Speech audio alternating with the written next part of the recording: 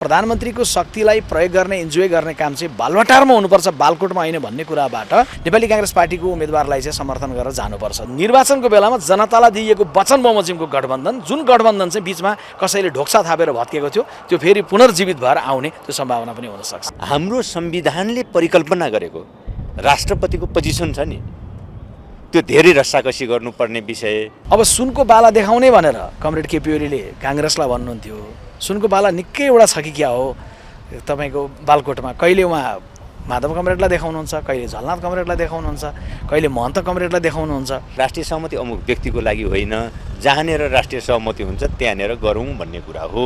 तर जहाँनिर हुन्छ त्यहाँनिर गरौँ भन्नुको अर्थ फेरि अहिले दलभन्दा बाहिर जाउँ भने पनि होइन। राष्ट्रपति पदमा हाम्रो उम्मेदवारी रहन्छ। संसदमा तेस्रो दलले देशको प्रधानमन्त्रीको जिम्मेवारी लिइरहेको छ, दोस्रो दलले संसदको दोस्रो दलले सभामुखको जिम्मेवारी लिइरहेको छ भने पहिलो दलले देशको प्रधानमन्त्री राष्ट्रपति लिने भन्ने कुरा त्यो बढी स्वाभाविक देखिन्छ। जो राष्ट्रपति बन्नुहुन्छ नि, निर्वाचित बन्नुहुन्छ, उहाँ निर्वाचित भइसकेपछि सबैको राष्ट्रिय बन्नुहुन्छ। तर अब उम्मेदवार बन्दै गर्दा नै राष्ट्रिय सहमतिकै साथ भइहाल्छ भन्ने सोचिहाल्नु हुँदैन। त्यसकारण मलाई त्यो लाग्दैन। मात्रै के हो भने अहिले जे गठबन्धन बनेको छ त्यो गठबन्धन निर्वाचनमा जाँदै गर्दाखेरि जनताको बीचमा वचन दिइएको गठबन्धन त अहिलेको होइन। त्यसकारण जनताको बीचमा जे वचन दिइएको थियो, हामी 10 वर्ष सँगसँगै सहयात्रा गर्छौँ भनेका थियौँ, एउटाले अर्कोलाई भोट मागेका थियौँ, एउटाले अर्कोलाई भोट ट्रान्सफर गरेका थियौँ, त्यो गठबन्धनले एउटा उम्मेदवार बनाउन सक्ने परिस्थिति विकास हुनु र विकास भइसकेपछि विजयी भएको राष्ट्रपति सबैको राष्ट्रपति बन्नु, त्यो चाहिँ राष्ट्रिय सहमति हुन्छ। मैले भन्न खोजेको चाहिँ तपाईँहरूको राष्ट्रिय सहमतिको उम्मेदवार चाहिँ काङ्ग्रेसकै हुनुपर्ने हो कि अरू नै कोही भयो भने पनि स्वीकार गर्नुहुन्छ? होइन, नेपालको नाम आइरहेको छ, अरूको आउला, यसमा तपाईँहरू जानु होइन। पहिलो कुरो म स्पष्ट गरिहाल्छु, नेपाली कांग्रेस पार्टीले राष्ट्रपति पदमा राष्ट्रिय सहमति नै हुनुपर्छ भनेर हामीले अफिसियल्ली भनेकै छैन। राष्ट्रपति पदमा हाम्रो उम्मेदवारी रहन्छ र अहिलेको बेलामा नेपाली कांग्रेस पार्टीले सार्ने उम्मेदवारलाई अहिलेको गठबन्धनमा रहेको दलमध्येको माओवादी पार्टी, जसको अध्यक्ष यो देशको प्रधानमन्त्री हुनुहुन्छ, उहाँले समेत समर्थन गरेर जाँदै गर्दा त्यसले केही सन्देश दिन्छ भन्ने कुरामा हामी प्रश्न छौँ। पहिलो कुरो, जनताको बिचमा जाँदै गर्दाखेरि नै जे वचनबद्धता राखिएको थियो हामी सँगसँगै जान्छौँ भनेर त्यो जनमत बमको चाहिँ एउटा कदर हुन्छ। एक। दोस्रो कुरो के हो भने नेपाली कांग्रेस पार्टी के जान्दछ र देशले के जान्दछ भने आज संसदमा तेस्रो दलले देशको प्रधानमन्त्रीको जिम्मेवारी लिइरहेको छ, दोस्रो दलले संसदको दोस्रो दलले सभामुखको जिम्मेवारी लिइरहेको छ भने पहिलो दलले देशको प्रधानमन्त्री राष्ट्रपति लिने भन्ने कुरा त्यो बढी स्वाभाविक देखिन्छ। र सम्माननीय प्रधानमन्त्री आफैले पनि के कुरा गम्भीरतापूर्वक हेक्का राख्नुहुन्छ र हामीले कम्तीमा राखेका छौँ भने प्रधानमन्त्रीको अधिकार चाहिँ प्रधानमन्त्रीसँगै हुनुपर्छ। प्रधानमन्त्रीको शक्तिलाई प्रयोग गर्ने इन्जोय गर्ने काम चाहिँ बालवाटारमा हुनुपर्छ, बालकोटमा होइन भन्ने कुराबाट अब सहज अवस्था बनाउने हो भने एक खालको पिछडाबाट अब बाहिर निक्लिएर नेपालको प्रधानमन्त्री साँचो अर्थमा बलियो प्रधानमन्त्री भएर बालवाटारबाट सिंहदरबारबाट चलाउनुपर्छ भन्ने हो भने नेपाली कांग्रेस पार्टीको उम्मेदवारलाई चाहिँ समर्थन गरेर जानुपर्छ। जहाँसम्म तपाईँहरूले भनेको नामको सन्दर्भमा छ, अब सुनको बाला देखाउने भनेर कमरेड केपी ओलीले कांग्रेसलाई भन्नुहुन्थ्यो। सुनको बाला निकै एउटा छ कि क्या हो तपाईँको बालकोटमा। कहिले उहाँ माधव कमरेडलाई देखाउनुहुन्छ, कहिले झलनाथ कमरेडलाई देखाउनुहुन्छ, कहिले महन्त कमरेडलाई देखाउनुहुन्छ। त्यसकारण उहाँको सुनको बालाको कुरामा अल्मलिनु अहिले हुँदैन। संसद विघटन जब त्यो बेलामा 2/3 भएको बेलामा विघटन गराइसकेर आफ्ना सहयात्रीहरूलाई कमरेड माधव कुमार नेपाल र कमरेड प्रचण्डहरूलाई अपमानित गरिराखेर जनताको जे प्रकारको सपनाहरू थियो त्यसलाई कुठाराघात गरिराखेर संसद विघटन गरेर प्रतिगमनतर्फ जे लम्किनु भएको थियो त्यो सबै कोर्स करेक्सन गराउने कुरामा माधव कमरेडको, प्रचण्ड कमरेडको, हाम्रा सभापति शेरबहादुर देउवाको सबैको जुन भूमिका छ त्यो भूमिका फेरि पनि एक ठाउँमा आउनुपर्छ।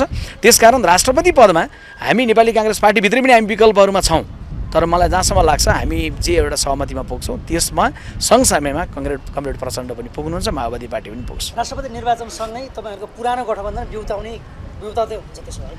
अब यसलाई चाहिँ सब politics is the game of possibilities भन्छ होइन। अहिलेलाई यति मात्रै के बुझौँ भन्दाखेरि भने पुरानो गठबन्धन जे थियो त्यो गठबन्धन बमोजिमको राष्ट्रपति बन्ने कुरा समयले कथाले माग गरेको भन्छ नि, कथाले माग गरेको अवस्था छ र त्यो हुँदै गर्दाखेरि चाहिँ कमरेड माधव कुमार नेपालको नाम आउँदै गर्दाखेरि बिल्कुलै नअल्मलिकन उहाँको प्रतिगमनको विरुद्धको आन्दोलनमा उहाँको भूमिका छ र उहाँको जुन दल छ त्यो दलको समेत शक्ति सेयरिङ गरिराखेरै सत्ता गठबन्धन अहिले रहेको होस् या अब नयाँ बन्ने होस् त्यसमा जानुपर्छ।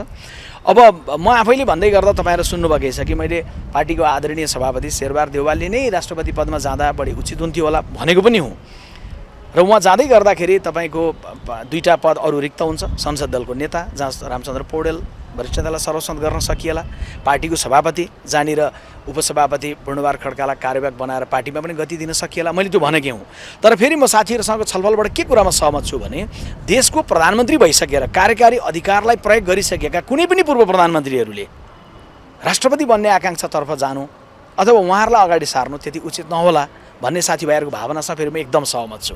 त्यस कारणले चाहे शेरबहादुर देउवा, चाहे माधव कुमार नेपाल, चाहे कमरेड बाबुराम भट्टराई उहाँहरूले कार्यकारी अधिकार प्रयोग गरिसकेर देशको प्रधानमन्त्रीको नेतृत्व गरिसक्नु भएको छ। त्यसकारण उहाँहरू समेतको सहभागिता र समर्थनमा रामचन्द्र पौडेल या अन्य नेताहरूलाई अगाडि सारेर जानु बढी उचित हुन्छ। र त्यो गर्दै गर्दाखेरि चाहिँ राष्ट्रपति चाहिँ कङ्ग्रेसले समर्थन गरेको प्रस्ताव गरेको बन्ने र गठबन्धन निरन्तर हुने त्यो पनि हुनसक्छ, अथवा यही एउटा मोड हुन सक्दछ जहाँबाट चाहिँ राष्ट्रपति काङ्ग्रेसले प्रस्ताव गरेको बन्ने र गठबन्धन पनि निर्वाचनको बेलामा जनतालाई दिइएको वचन बमोजिमको गठबन्धन, जुन गठबन्धन चाहिँ बिचमा कसैले ढोक्सा थापेर भत्केको थियो त्यो फेरि पुनर्जीवित भएर आउने त्यो सम्भावना पनि हुनसक्छ। हस्, धेरै धन्यवाद। एउटा प्रश्न मेरो के छ भनेदेखि यो प्रचण्डले चाहिँ राष्ट्रिय सहमतिको राष्ट्रपति बनाउनुपर्छ भनेको चाहिँ काङ्ग्रेसको लागि मात्रै हो यो भनेर चाहिँ विश्लेषणहरू हुने गरेको थियो शक्ति सन्तुलनको हिसाबले पनि। अहिले चाहिँ काङ्ग्रेसको पनि नाम नआएर राष्ट्रिय सहमति त अरू नै कुनै नेताहरूको नाममा पो जाला जस्तो देखिएको छ, यो के हो खास गर्नु? पहिलो कुरा यो राष्ट्रिय सहमति यो अमुक व्यक्तिको निम्ति अमुक पार्टीको लागि भन्ने कुरा नै गलत कुरा हो। किनकि हाम्रो संविधानको परिकल्पना, हाम्रो संवैधानिक व्यवस्थाले राष्ट्रपतिबाट गल्ती हुँदैन भन्ने कुराको मान्यता राख्दछ र त्यो सिद्धान्तमा आधारित छ हाम्रो राष्ट्र प्रमुखको व्यवस्था। त्यसकारण गल्ती नै नगर्ने राष्ट्रपति को निर्वाचन अहिलेको यति कडा हुनु नपर्ने हो। खासमा त्यो राष्ट्रिय सहमतिकै आधारमा हुनुपर्ने हो पहिलो कुरा त। यसकारण किनकि अहिले त यो प्रधानमन्त्रीभन्दा पनि राष्ट्रपतिको निर्वाचन चाहिँ अझ पेचिलो हुने जस्तो स्थिति जे बन्दैछ, वास्तवमा यसले हामी कस्तो खालको राजनीतिक प्रणालीको अभ्यास गर्न खोजिरहेका छौँ भन्ने कुरातर्फ पनि केही न केही एउटा छलफल को जस्तो देखिन्छ यो। त्यसकारण यो प्रश्न के हो भने राष्ट्रिय सहमति मूलतः दुईवटा कुराले, एउटा हाम्रो संविधानको परिकल्पना र व्यवस्था अनुसार राष्ट्रपति हिँड्ने परिस्थिति निर्माण गर्नको लागि राष्ट्रिय सहमतिको कुरा गरेको। संवैधानिक व्यवस्था विपरीत राष्ट्रपतिले अलिअलि कार्यकारी अधिकार प्रयोग गर्ने खालको जो हाम्रो अभ्यास बन्न खोज्दैछ यसलाई प्रमोट गर्ने कुरा होइन, यो प्रमोट गर्ने कुरा होइन। म त्यसकारण राष्ट्रिय सहमति कम्तीमा राष्ट्र प्रमुखको संविधानले गरेको परिकल्पना र व्यवस्था अनुसार नै राष्ट्रपतिको लागि को तह राष्ट्रपतिलाई बुझ्ने र राष्ट्रपतिबाट त्यो प्रकारको व्यवहारको अपेक्षा गर्ने प्रयोजन, उद्देश्य, स्पिरिटका आधारमा राष्ट्रपति सहमतिको आधारमा बन्न सक्दा राम्रो कुरा पहिलो यो हो। दोस्रो कुरा आजको मुलुकको आवश्यकताले यो कुरा गरेको राष्ट्रिय सहमतिको मुलुकको अवस्थालाई पनि दुई ढङ्गले हेर्दा, एउटा संसदमा पुस 10 गते जे स्थिति थियो केही चेन्ज आइराखेको छ, केही परिवर्तन भएको छ। 26 गतेसम्म गइपुग्दा विपक्षमै रहेको पार्टीले समर्थनसहित विपक्षमा बस्ने निर्णय गरेको एउटा स्थिति भयो।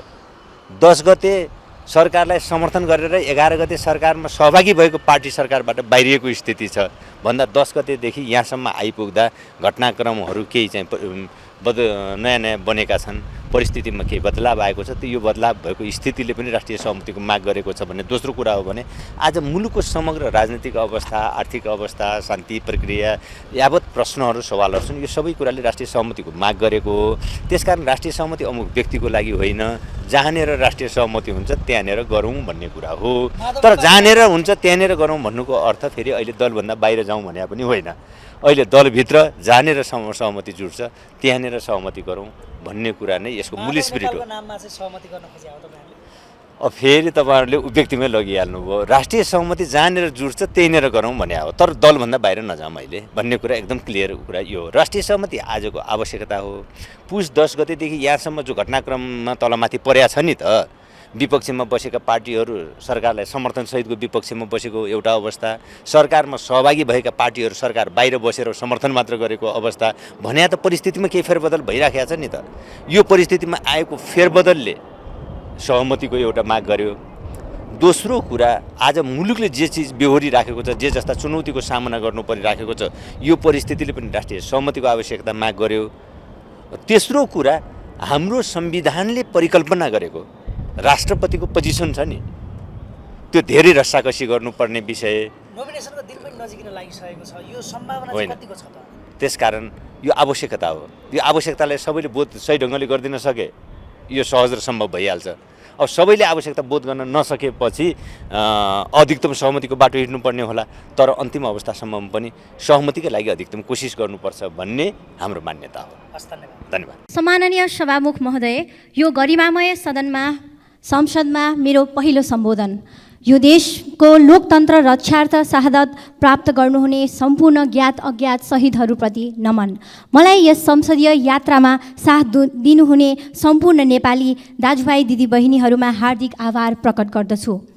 सभामुख महोदय, हामी समाजवाद उन्मुख संविधान र राष्ट्र भनेर कहिले थाक्दैनौँ, तर समाजवादभन्दा धेरै फरक पद्धति र व्यवहार विकास गरिरहेका छौँ।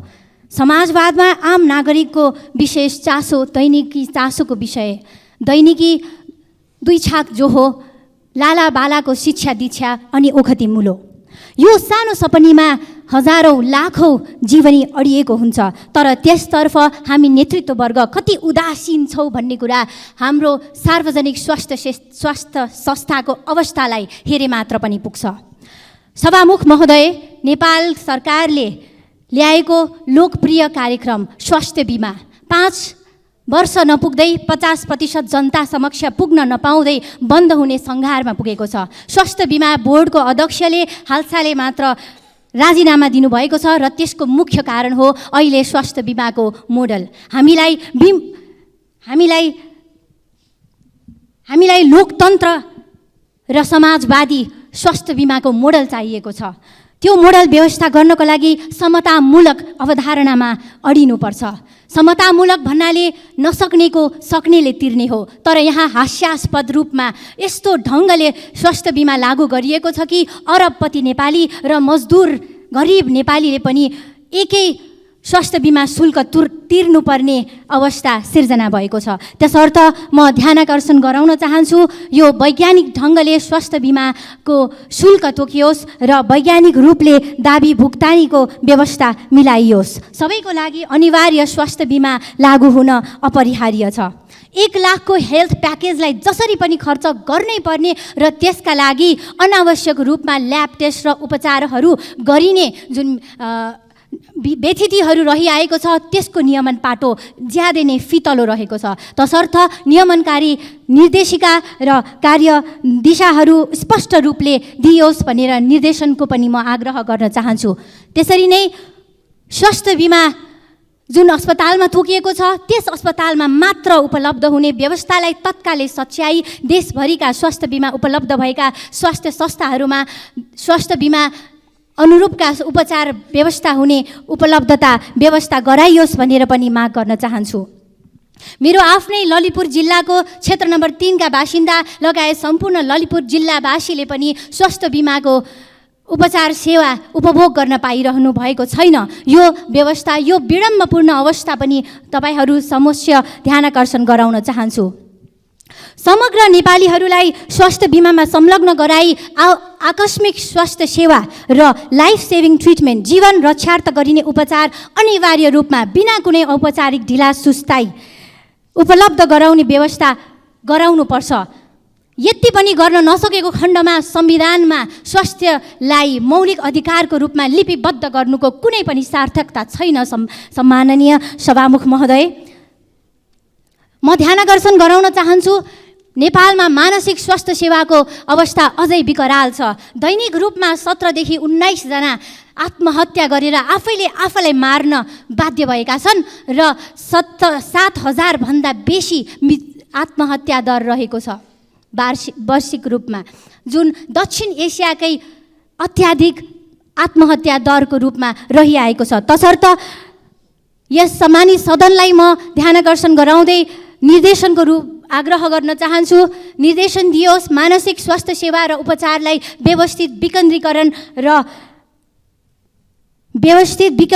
र विस्तारित गर्दै हटलाइनको व्यवस्थासहित समग्र नेपालीको जनजनमा पुग्ने गरिकन यसको व्यवस्था पनि मिलाइयोस् भन्न चाहन्छु। र अन्त्यमा माननीय चन्द्र भण्डारीको शीघ्र स्वास्थ्य लाभको कामना गर्दै नेपालभरिकै बर्न सेन्टरको रिफरल सेन्टरको रूपमा रहिआएको कीर्तिपुर अस्पतालमा 3वटा मात्र आइसियु बेड सहितको भेन्टिलेटर सहितको आइसियु बेड र 25 देखि 30% मात्र जलन भएको बिरामीको उपचार पनि स्रोत साधनको अभावले गर्न नसकेर विदेशमा रिफर गर्नुपर्ने अवस्थाले गर्दा नेपालको स्वास्थ्य सेवा कति कमजोर छ भन्ने कुरा दर्शाउँछ। तसर्थ कीर्तिपुर अस्पतालमा तत्कालै स्वास्थ्य सेवा विस्तार गर्ने, सघन कक्ष विस्तार गर्ने, भेन्टिलेटरका सेवाहरू थप गर्ने पनि निर्देशन दियोस् र सम्पूर्ण देशभरिका प्रदेश अस्पतालहरूमा बर्न युनिट विशिष्टकृत सेवासहित सञ्चालनमा ल्याइयोस् भनेर पनि अनुरोध गर्न चाहन्छु। धन्यवाद।